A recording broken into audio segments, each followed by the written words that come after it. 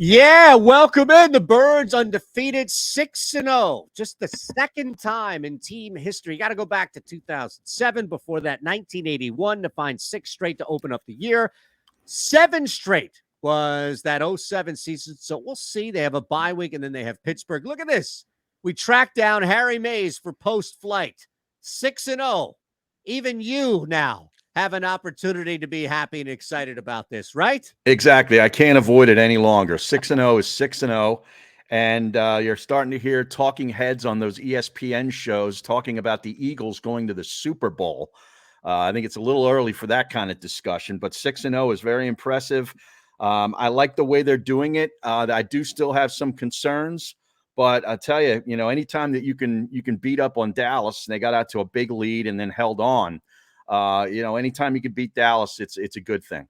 So I have to go back to the Tony Dungy era and see, because he has this amazing record, right, where he never lost a game more than, up like 10, 14 points or like one game. And Nick Sirianni spoke about that last week leading up to the Cowboys game about how he mined some information and data from Dungy. But I wonder if Dungy, at least in the beginning parts, the beginning stages, Harry, it was as rocky as Sirianni trying to hold on to these leads. Now, sometimes it's a monsoon, sometimes it's just a letdown, or in this case, it was just Dallas coming right out in the third quarter.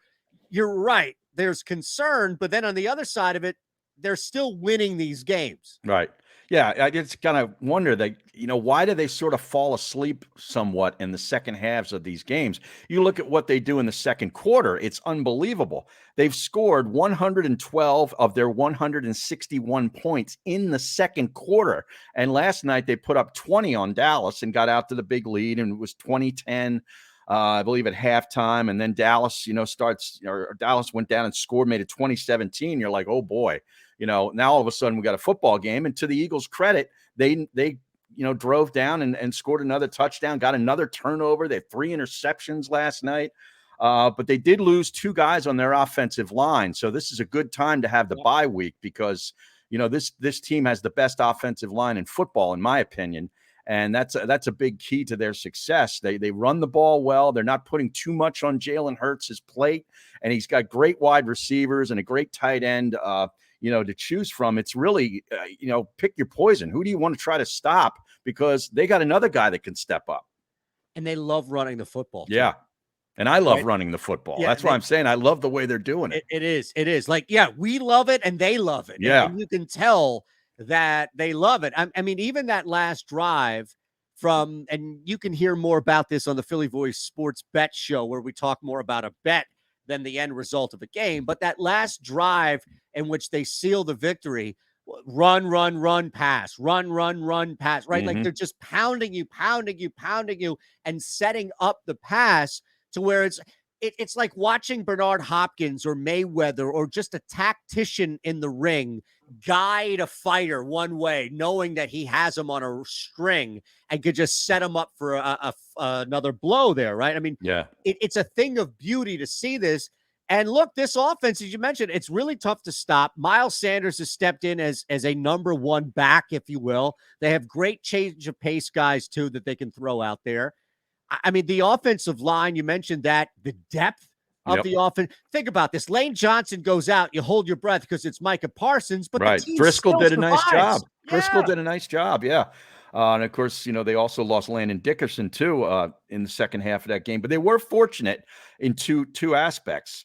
The fact that early in the game, McCarthy did not choose to review the spot. I mean, come on. I mean, he's half asleep, that guy.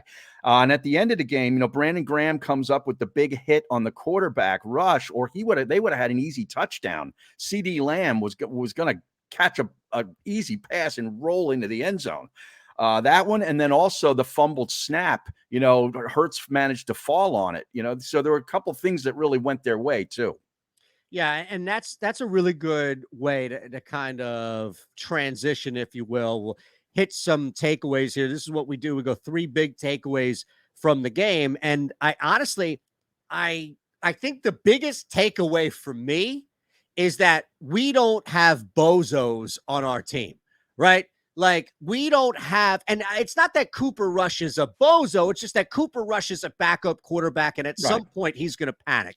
Jalen Hurts through 6 games, even though he's made mistakes, like glaring mistakes, hasn't panicked. And what I mean by not having a bozo is that there's no Nathaniel Hackett. There isn't even like a Brandon Staley who's sabotaging an offense. It's just Nick Sirianni, right? Like, it's Nick Sirianni. He's not going to make a stupid well, he takes risks. There's a difference. But he doesn't make stupid decisions. A risk can fail, but that's not a stupid decision. You're right. Mike McCarthy made a couple of stupid decisions, and that's the difference, man. Trevor Lawrence is still a young quarterback.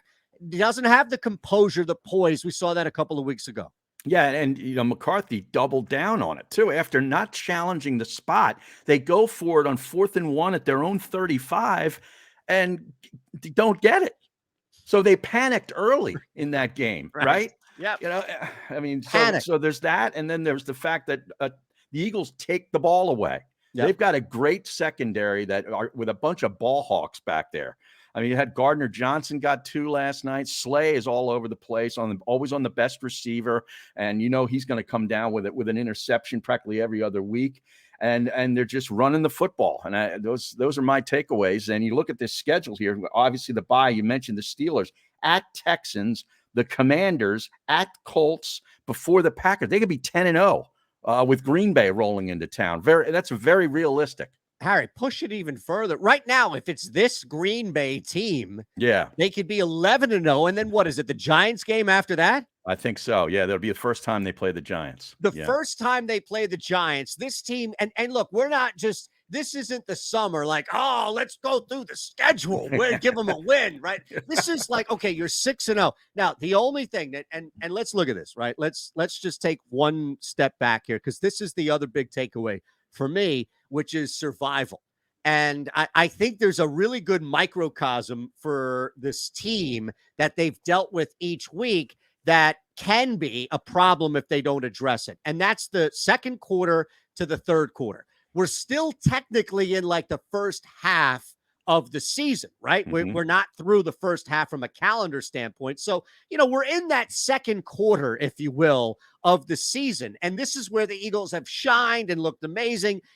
This is also where there's an opportunity for letdown, taking on the Texans, taking on a dog crap Steelers team that has whatever life they have.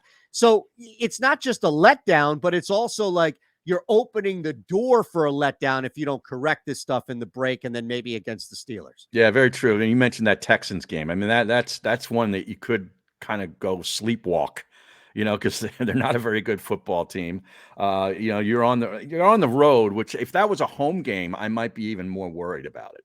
But the fact you're going on the road, I think maybe that could work to the Eagles' advantage, and they don't sleepwalk into that game. So real quick, this is the last big takeaway for me, because we're at the bye right now. We'll talk about moving forward in just a second, but there really is no issue, right? Like, there really is no issue with this team. We've had this before where it's like 8 out of 10 things are working, and only the freaking linebackers, or what nitpick, like the kicker sucks or whatever it may be, right?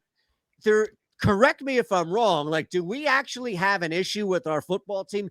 Is there a problem right now with any position on this football team? Could I nitpick and say I'd like more pressure from my front four being generated from the front four? Although Jordan Dave, now maybe it was just the Chris Collinsworth love that was pouring. Did you hear that? No, I try to tune him out as best I can. Wait, I really. So you're locked into Herb Street on Thursday. Yeah, night. I'm locked into Herb Street. Okay, but you tune out the other guy. I've not been a Collinsworth fan. No. For as long as I've known you. Yeah, his voice grates on me too. It's like, I don't know what it is. I mean? I don't know what it is. I can't. I like Tirico. I think Tirico's great. Yeah. So they were talking about Jordan Davis. That's all. Okay. And there was this big, he kept fawning over Jordan. Oh, Jordan Davis. I mean, it was right out of the Cousins book. Oh, yeah. Awesome. It was fantastic. Oh man, Jordan Davis. Which like for Ant, it's different, right? Yeah, But yeah, for Collinsworth, it's like, come on, man. Only we do that. I don't know what yeah. the hell this black dot is. That keeps, Yeah, I don't know, the dot on your you see that? forehead? Yeah. I hate to do it. All right. Let's do this. So that was the 3 big takeaways here. And on our way out, we'll just look ahead now. Bye week. What do you do in the bye? You send everybody home? Like, are you really going to have them work? Are you going to pull a page out of Belichick and give them some sort of tongue lashing and say, you guys haven't won No, that's anything not yet? Sirianni's style. Sirianni will probably placate the players with a little time off. But you heard Jalen Hurts in the post-game interview last night telling Melissa Stark that, hey, he's going back and watching film, and he's going to go back and over the first 6 games. And this guy is a constant grinder, man. That's one thing you really, one of those intangibles that we learned early on about him is he's a worker. And they just reevaluate, sort of self-assess, if you will. We haven't had a quarterback like that in our time. Now, I don't know about Jaws. I wasn't around. I was 2 years old when Jaws took the team to the Super Bowl, so I'll put him aside. Yeah. I grew up as a kid watching Randall, and I know that there was always this, like, Buddy hated Randall hated Buddy, so there was always some leak about, well, he didn't care about the offense, and so I don't know about that, but look, there were way too many reports about McNabb being in this, like, Kyler Murray camp, where it was like, dude, could you just show up and give a shit? Right. And we know Vic didn't do that either. Vic didn't give a damn. And the other guys just were, it didn't matter if Kevin Cobb watched 15 hours of film a day. It wasn't going to help him. Right. So I think you're right. Like, this is the closest thing we have to, like, a Chase Utley at quarterback, where it's just right. Yeah, you're exactly right. Man. All right. Last one for you. Where's the first loss? Because there are odds on this, by the way. No, there are? Did you think I was going to let you get out of here without one betting thing? No. Shame on me. Shame on me. Come on. What are there any before the Packers? Yeah. There are. Yeah, also, so basically, when you look at right now, I'll pull it up for you in just a sec, because I had to refresh. Because these aren't on the This is offshore stuff. Exactly. Right. What you would call a secondary market. Correct. So, yeah. Correct. So, I'd love to have the Packers off our bye week. Then now's when you want to play Green Bay. In 6 more weeks, maybe they get it right. Yeah. That would be the thing, right? All right, here we go. Season props. I'll find it here for you. But anyway, I was just curious where you think that first loss would come. Well, I don't see it against Pittsburgh or the Texans. Washington now, presumably that would be with Heineke, but that's a home game. So I think they can handle that game. It'd probably be ugly. At the Colts, if the Colts can run the football, they're a tough team. Maybe I'd go at the Colts. Maybe Frank Reich comes up with something here, and Matt Ryan can stay vertical and keep throwing it to the other team.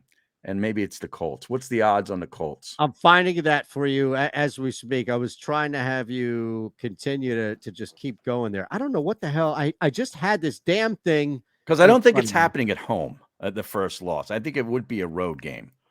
I agree with you. I do think so as well. This came from our pal, Jimmy Shapiro. Yeah. And Bet Online or something. Yeah. And I don't know. But again, so much of this has to do with the odds that you're getting, right? Yeah.